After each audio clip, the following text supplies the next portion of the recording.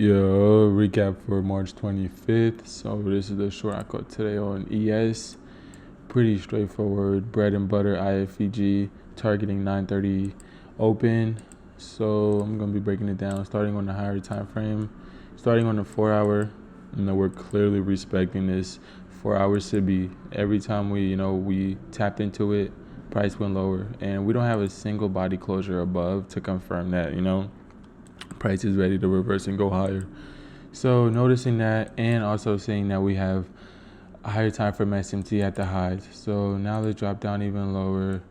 Drop down on the 1 hour. We still have this SMT at the highs. Now on the 15-minute, right? So going into the open, 9:30 open, creating this SMT. So we have two stacked SMTs at the highs and 9:30 tapped inside of this higher time frame PD array, which is that 4 hour SIBI.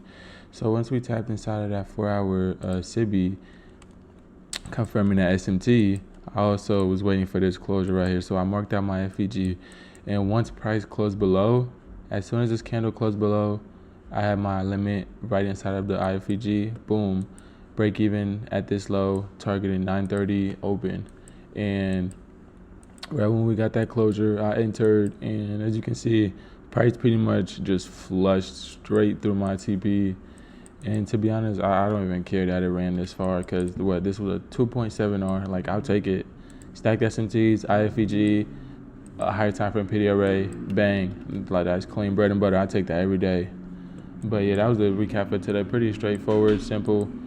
And just let me know if y'all want me to drop more breakdown videos. And I'm thinking about dropping backtesting videos, just like backtesting sessions, either every other day, or I'm gonna try to do one every day if I can.